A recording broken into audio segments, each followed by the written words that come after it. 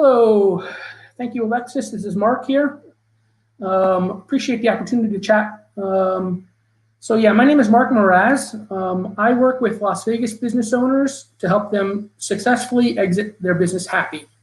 So you might wonder what that means. So we'll talk a little about that today, right? There are two key questions we're going to go over that'll help ensure you exit your business happy.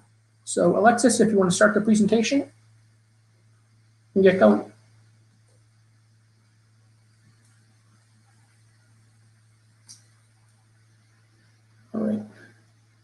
All right, can Alexis, can you see my screen?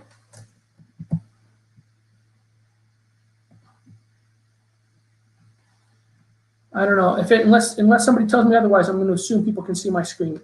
It should say successfully exit your business without regrets. Okay, so let's get started here.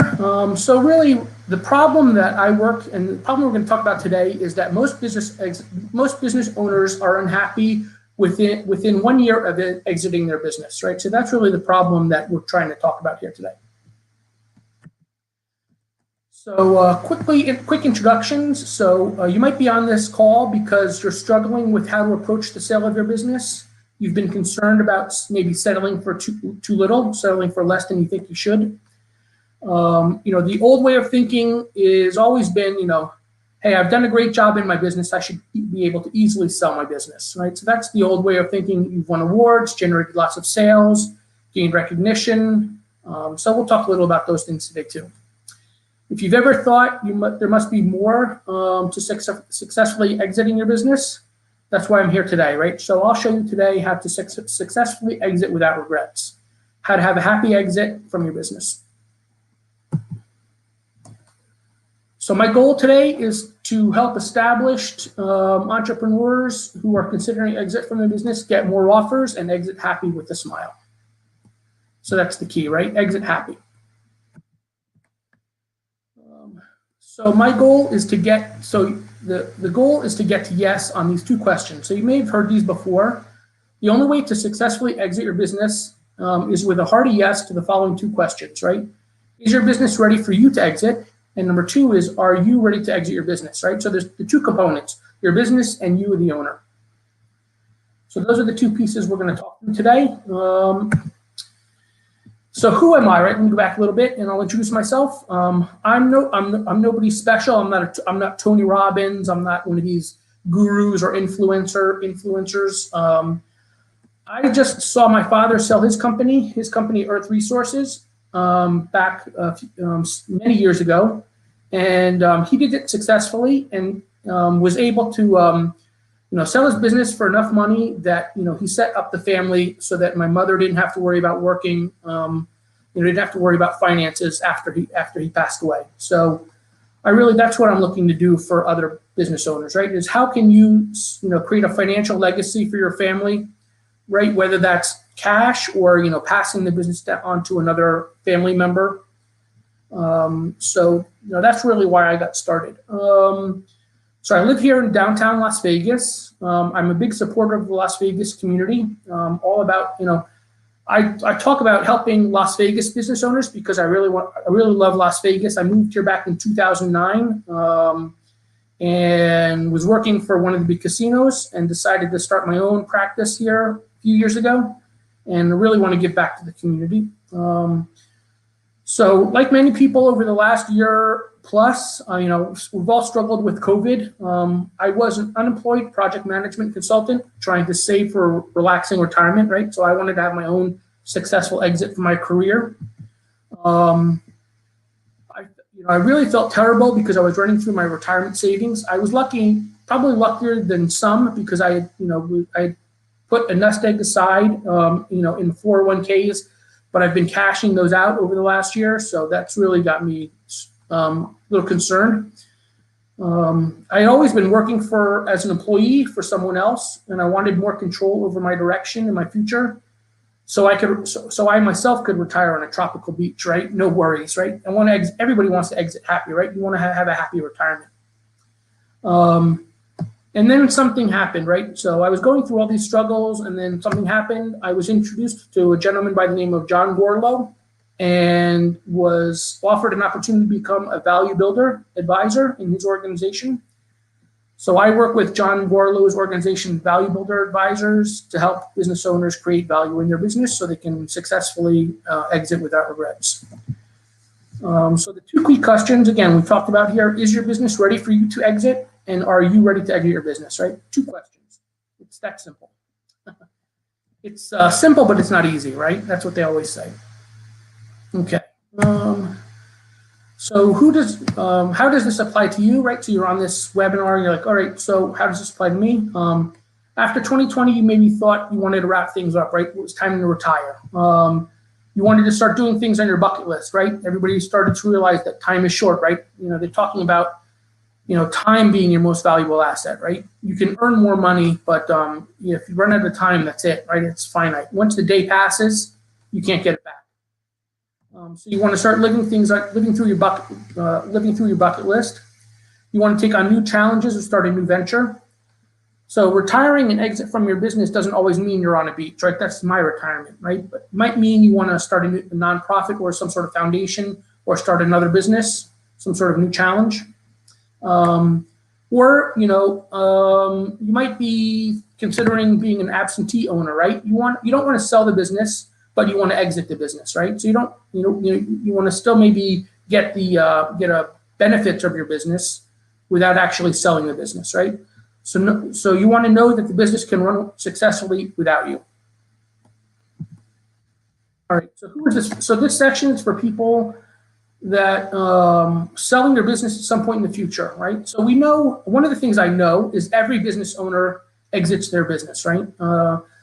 So they either exit on their own terms because they plan for it, or they exit when they run out of time, right? You hear about these people dying at their desk.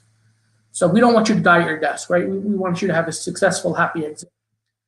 So this discussion is also for you if you've thought about transferring ownership to a family member, maintaining ownership after you retire. You're considering how your business creates legacy for your family and maybe your community.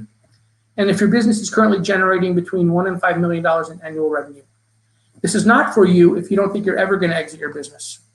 But I already said everybody exits their business. So this would be surprising if you don't think you're ever going to exit your business, right? You're going to live forever, and your business is going to go on forever with you. So if you're not concerned about the value and the freedom your business creates for you and your family, then this is not for you. And this is not for you if you're not concerned about your employees after your exit. So again, one of the things I talk about, a lot of business owners, they've built their business like a family, right? So they really care about their employees, which is a good thing. So if you care about your employees, you really should consider how you're going to exit your business successfully so that your employees are happy also. So today, for the third time here, we're going to talk about two questions, right? Is your business ready for you to exit, or are you ready to exit your business? Start with question number one. All right, so we're going to start with the business side, right? So we talked about two sides, right? The business side and the personal side. So we'll start with the business side. So these are some myths that people have about selling their business. The past performance of the business is enough to demand a premium, right? We talked about this. I talked about this slide a couple slides earlier, right? You think that hey, I've won a bunch of awards. I'm best in Las Vegas. So, I've got a great business, right? My past performance, I've been making tons of money. So that leads to the second, right? We've got great financials. So why wouldn't my business be easy to sell? Your financials are actually only one component of what makes a valuable business. So we'll talk a little about the other 7 here too. The value of my business is equal to the assets minus the liabilities of the business. So that's not completely true, right? I mean, if you're going to do a liquidation exit, that's one way to exit, right? You sell the assets you have, right? Your equipment, and then you pay off your debts, and whatever's left over is, the value of your exit. But that's probably the worst way to exit, right? That's when you've got no other alternatives. So another myth people have is that they've worked really hard to build their business, so it should be worth lots of money. And I've worked long and hard. I've been around for a long time, so that you've got a business been around in business for 50 years. Everyone knows who you are, so that should count for something, right? But the reality is your past performance, successes, awards and recognition are in the past, right? So if somebody's going to buy your business, they're looking towards the future, right? They don't necessarily care what happened in the past. They're buying your business for the future returns, right? What their investment in your business is going to give to them. Your financial performance is only one of 8 key drivers of company value. So I mentioned that a little earlier. We'll talk about the other 7 here in a minute. The value of your business is really what the buyer says, right? What somebody wants to buy your business for is what it's worth. So you can put a price tag, think about selling your home, right? You can put a price tag of whatever you want on your house, but people are really only going to pay you what they think it's worth. Same is true for your business, right? It's only worth what people say, what a buyer might want to offer you. Potential buyers have many investment options, right? So they can take the money, they can put it in the bank, little risk, little return, or they can put it in bonds, stocks, and as they put that money in riskier investments, they expect a bigger return. So we talk here about a lot of what we talk about in the value of your business is how risky is it, right? If you have a high risk business, they're going to offer you less money and they're going to expect a bigger return. So they have other investment options. So why would they invest in your business, right? You really have to make an appealing business for them. The more dependent your business is on you, the less valuable it is to a buyer, right? So that's the reality. I work with a lot of people. They say, a lot of business owners have the name of their business, their name on the business, Bob and Sons, and they are the business, right? So I talk to those people. I tell them the hard truth is that they're not business owners. They're just self-employed, right? So you really want to create a business that is independent of you. So the less dependent your business is on you, the more valuable more dependent your business is on you, the less valuable it'll be, right? And again, the end of your marathon, you've spent 50 years building this business.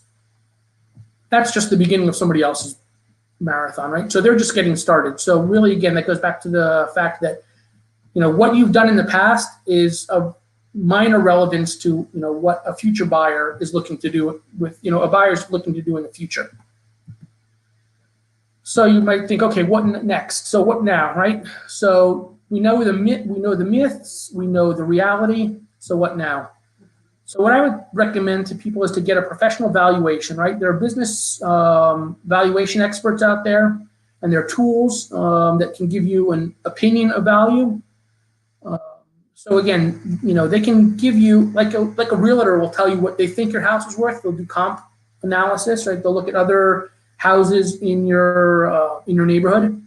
A valuation expert will look at similar things, right? What other businesses have sold for, and they'll put a number on it, and that'll be the opening bid, I guess, right? For lack of a better term. But like we mentioned, right, the business is only worth really what a buyer is willing to pay for it. So what I would say, if you're getting started here, get an expert valuation to kind of know where you're starting from. You also need to admit that there needs to be more work. More work needs to be done. A lot of times I find, business owners, they get that number back from the valuation expert and they're like, oh my gosh, that's so much less than I thought. So they need to now realize, okay, there's things I need to do to improve the value of my business so that I do have a legacy, for my family after I exit, so that I can exit happy. And this process, I was actually just speaking earlier today with somebody, the actual process of selling your business, this goes to fourth bullet here, right? It's the long haul, be ready for the long haul. Selling your business can take a couple years, right? So ideally what I talk to people about is, looking 3 to 5 years ahead of time, right? If you want to sell your business, if you're considering selling your business sometime in the future, you should start 3 to 5 years ahead of that date, right? 3 to 5 years ahead of the day you want to exit. Start thinking about, so that'll give you time to really get your valuation, do the work that needs to be done to make the improvements that are needed, and then actually go through the sales process. So once you've got the valuation, you admitted to yourself work needs to be done and what areas need to be improved, and you understand, okay, now I'm in for the long haul, then you need a plan to move forward, right? So set a plan to improve your value. And part of that plan should be to find and retain a team to support you through your exit, right? So those are like financial professionals, business brokers, all kinds of people that, that can help you with the sale of your business, and then, with the money that you get from the sale of your business, right? A CPA, somebody to help you with tax planning ahead of time. So those things all contribute to the successful, happy exit, right? If you get a bunch of money from the sale of your business, you need to know what you're going to do with it next, right? And you want to minimize the taxes on that. So having that team in place will really help you. And we talk about having this team in place well before the exit, right? You don't wait till you have an offer. And then you can work with somebody like me, really help you in some of these areas to improve the value of your business so that you actually get more when you sell it. So that covers question number one. And what we found is working with the Value Builder organization, like I mentioned earlier, we've worked with 55,000 business owners and discovered that business owners that have gone through our program, gotten our sellability score and gone through our program, if you score higher than 90 out of 100 in our assessment, those are businesses we say are ready to sell, and they receive offers that are double the average, right? So you can see in this graphic here, the average business sells for 3.5 times of pre-tax profits. Businesses with 90 or higher on their sellability score or their audit sell for 7.1 times pre-tax profit.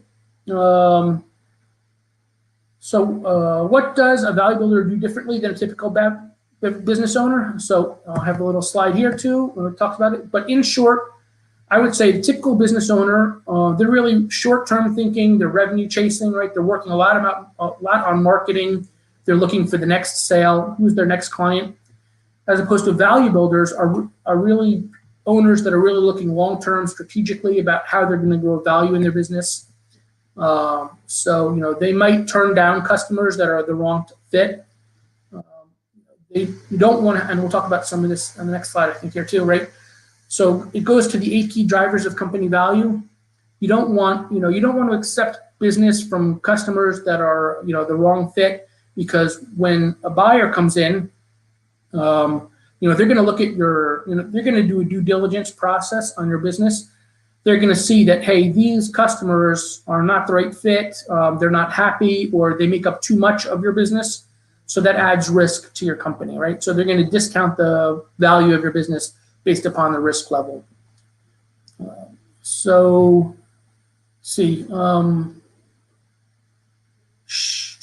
They treat their business like a piggy bank. Value builders obsess over creating cash in their company, making sure you've got good cash flow.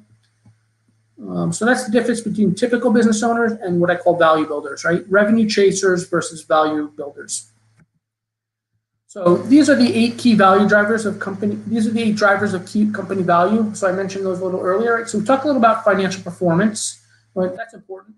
And your sellability score that's 90 or better assesses these 8 drivers, right? So how good is your financial performance, your growth potential? So the key in this area here is the growth potential. The potential is really the key word, right? I mean, I work with a lot of business owners. They say, we've got 90% market share. This is a great business. I should be able to sell it real easily. I should have great value.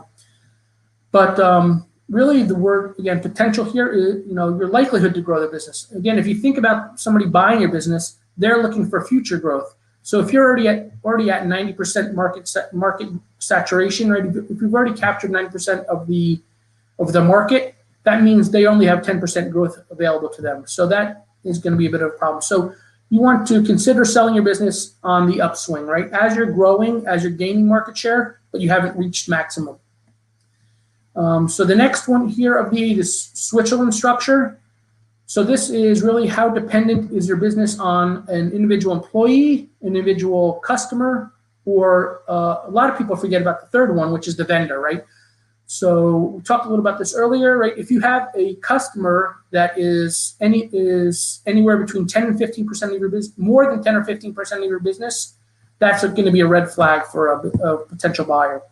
So you want to have a good diversification of customers, and on the same side, you want diversification of vendors and suppliers, right? You don't want to be beholden to one supplier, because it can then change their pricing models. They can also, if they have problems with their supply chain, that could impact you delivering to your customers. And we've seen that, right? I mean, just look at the Walmarts and all the supermarkets here in town, right? When we talked about toilet paper last year, right? They were supplied by just a few toilet paper suppliers, and the shelves were empty. So make sure you've got diversification of your customers, vendors, and you're not too dependent on any one employee. Valuation teeter-totter here talks about cash flow. Do you have good positive cash flow, strong positive cash flow in your business? Value driver number 5 here is about recurring revenue. So what's your revenue model, right? Do you have to every month go out and find a bunch of new customers, or do you have recurring revenue coming in, right? Some sort of subscription or membership. And this, again, today I was speaking to somebody earlier about, how do you do this in different kinds of businesses, right? I mean, a lot of businesses are transactional, right? I spoke about the example of a restaurant, right? So people go to a restaurant when they're hungry, right? How do you create recurring revenue in a restaurant? So what we talked about is creating like a membership, right? So for X number of dollars a month, they invite in their members, and they have like a networking session. They bring in a speaker to talk about a specific topic. So you can create a recurring revenue stream in any business, and that really adds value to your company. Monopoly control. So how differentiated are you from your competitors? We talk about this race to the bottom, right? You don't want to be selling based on price, right? You want to have have a unique business, a unique product, a unique way of serving your customers, so that your customers can't compare you on price, and you've really created a strong market for yourself.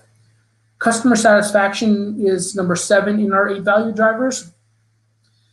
So customer satisfaction here, we talk about really, how likely is a customer to promote your business to their friends, relatives, colleagues. We're not talking here about, social media likes and, not necessarily even testimonials and thumbs up, those things. We're not talking about, vanity metrics. We're actually talking about, we use what's called the Net Promoter Score in our customer satisfaction discussions. So if anybody's interested in learning more about Net Promoter Score, I'd be happy to share that too. And then the last of our 8 value drivers here is hub and spoke. So like we talked about in the Switzerland structure, employees, customers, and vendors, hub and spoke talks about how reliant is the business on you. So I mentioned that with the owner, right? So I mentioned that a little bit earlier, right? So if you've got a business, Bob and Sons, everybody knows Bob is the owner. So they're all going to want to speak to Bob, right? The business is going to rely on Bob. So what I talk to my clients about is, how often are you getting emails? How often are you interacting with customers? Are you serving? Are you the person that's servicing your customers? Are you the person that's selling to your customers? And if those answers, if they're really the only one doing that, that means the business is really dependent on them. So if the business is dependent on an individual owner, then you're going to have a problem with creating a valuable business and having a successful exit. So these are the 8 key value drivers that our value builder sellability score assesses. And again, if you could sell for 90, if you can score higher than 90, then you can get double the valuation and double the number of offers, actually. So really work with clients on driving up the sellability score. So I've got a couple testimonials here. John Christensen, CEO of JCW. Value Builder score explained where I currently was with my business. It gave me value to specific areas of my business and showed where I needed to improve things. So this goes back to those steps earlier, right? Getting the expert valuation and understanding you need to make some improvements, and then identifying where those are. So this is a realization that John had, right? Understanding where he had some areas to improve and really working through those. Steve Henderson from Henderson Data Solutions got his Value Builder score understood from an acquisition standpoint. we had an uphill battle in convincing others to love us as much as we loved ourselves. So again, the idea that a business owner often thinks of their business as their baby. They love their business and they're very attached to it. But you need to think, if you're getting ready to sell and you want to sell successfully, then you really need to think about, how are other people going to think about my business? How would a prospective buyer look at this business? So that's all about the business side, right? How do you get the business ready to sell? And the next question is, are you ready? The personal side, right? Are you ready to exit your business? So many people think, again, these are the myths here. After they sell their business, everything's going to be great. They're going to be living on easy street. They're going to live the good life. When I'm out, right? So I sell my business, I'm done, right? So that's another myth. And third myth here is that they're going to exit with a pocket full of cash and they're going to live happy on their boat all day, right? So they're going to be on Lake Mead enjoying fishing or whatever it is that they love to do, right? So those are 4 myths on the personal side of selling your business. But in reality, 75% of owners have regrets 1 year after they exit the business. Only 5% of owners are actually happy with the net proceeds from their exit. For many owners, their identity is closely tied to the business, right? Bob and Sons, right? You can imagine Bob is really closely tied to the identity of business because he's put his name on the business. Many buyers negotiate holdbacks that require you to continue in the business. So just because you sell your business doesn't mean you're out, right? They have holdbacks. They say that, you need to meet these performance targets before we give you the next chunk of money, right? So they might give you some money up front, but they would say, okay, you know what? Until you diversify your customers more, or until you reach these milestones, we're not going to give you the next $1 million or whatever it is, right? So then negotiate that. So selling your business and exiting your business doesn't necessarily mean you're out. So there are a lot of holdbacks. Often sellers require you to finance a purchase for the buyer. So you actually sometimes have to put money up for the buyer on behalf of the buyer to buy your business.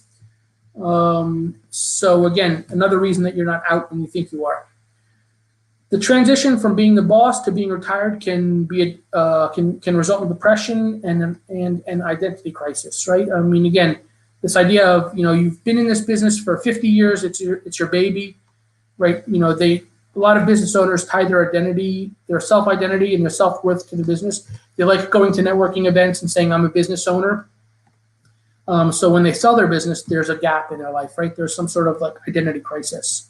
And that's actually what Bo Burlingham talks about here. Bo is one of the editors over Inc. magazine. So he knows that many business owners who have sold find themselves dealing with unanticipated regret, fighting with depression, and desperate in need of a new identity and a sense of purpose. So this is the second side, right? This is that personal side we talked about, right? So now what?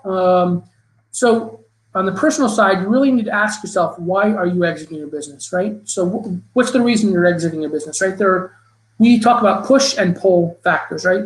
Some things are pushing you out of your business. Some things are pulling you out of your business, right? Pushing out of your business might be something like, your health. You're not feeling well, or you're just too tired.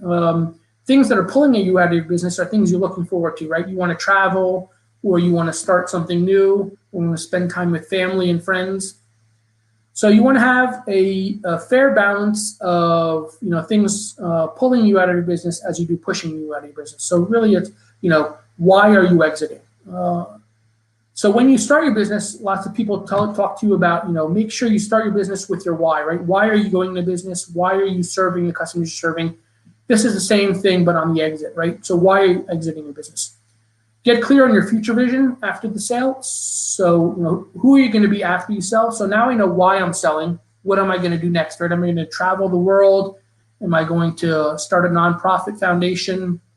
So have something to do next. You hear these stories of people that exit their business or they retire and they're dead within 5 years, right? They didn't have anything to look forward to. So have a clear mission, clear vision for your future. Decide on the proper exit approach, right? So there are different ways you can exit. Again, you can exit completely, sell the business 100%. You can recapitalize, sell a portion of your business and stay involved. You can pass the business down to a family member, or you could sell that business to a employees or management team. So decide on what your approach is for your selling.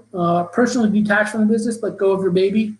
8 in 10 owners mix their work with their personal life, right? So one of the things that we ask people when we're assessing, how much they're attached to their business, we ask them, if you were having a party, how many people at that party would be from work, right? How many people would you invite from your office to that party?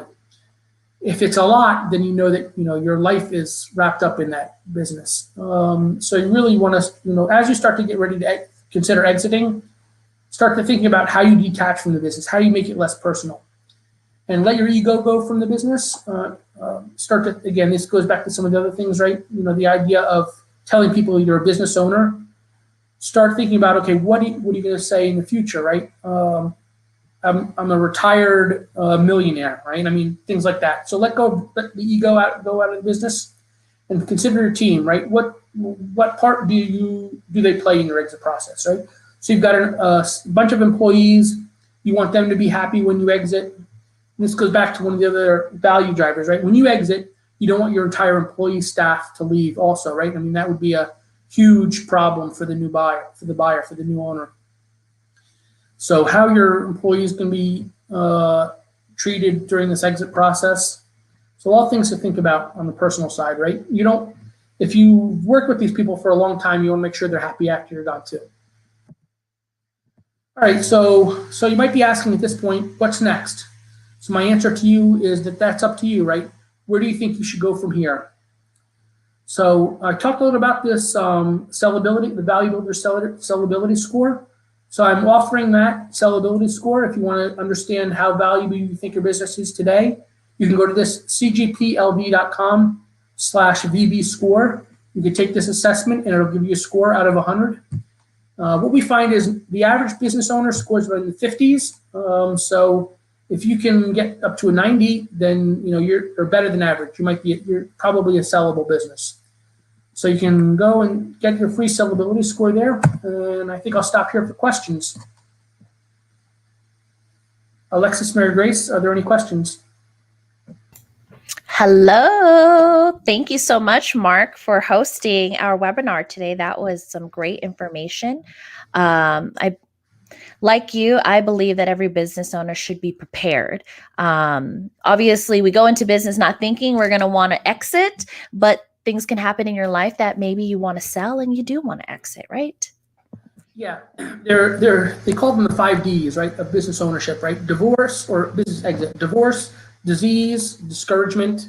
I think there are 2 others. I can't remember them, but I mean, there are 5 major reasons people exit when they don't want to, right? They Exactly. And have to split the business with their significant other after the divorce. Mm.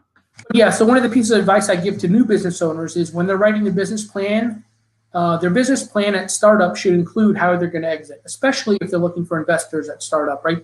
If you're looking for investors when you're starting a business, they're going to want to know how they're going to get their money back. So you need to have an exit plan.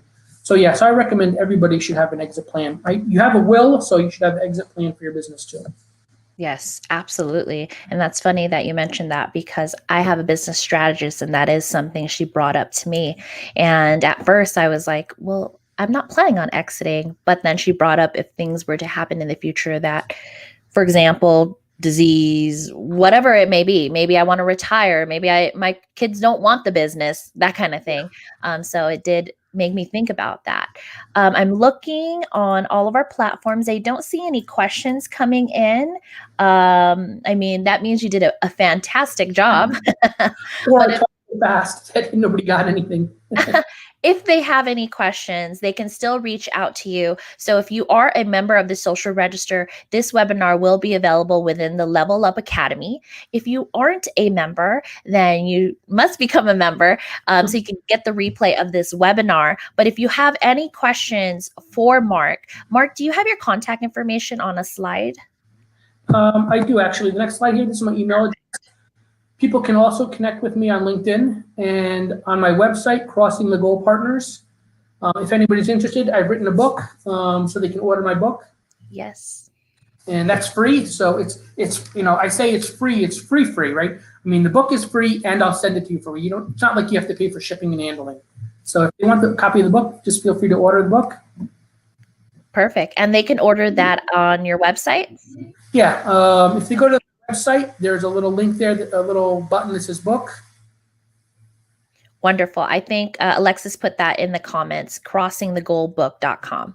Yeah, that's the direct link. Yep, for the book. Perfect. So if anyone has any questions, feel free to reach out to Mark. His email is on the slide. If you are a member, you can reach out to him through the community. And if you have any questions, feel free to reach out to Mark. He is a member of the Social Register. Again, thank you so much for hosting this webinar today. I think it's some great information that every business owner should be thinking about, whether you're just getting started or whether you are reaching that peak of retirement. I think it's something we all should be thinking about. Yeah, thanks for inviting me. Yeah, just one thing to remember, if you remember one thing from this is that you can successfully exit without regrets when both you and your business are ready for your exit, right? Yes. So people about, you need to know where you are today and set your goal for where you want to go. And then you can draw a plan up to go from where you are now to where you want to be. And again, like I mentioned earlier, right, that in selling a business, that's, you need a big window, you need time. So I would recommend people start thinking now. Absolutely. I agree 100%. Well, thank you again, Mark. And thank you for everyone who's joining us. Again, I'll say it again. If you have any questions, please reach out to Mark. His contact information will also be in the description. We'll go ahead and put that in the comments. And thank you again for joining us. We're going to go ahead and close out the webinar. Thank you. Bye-bye.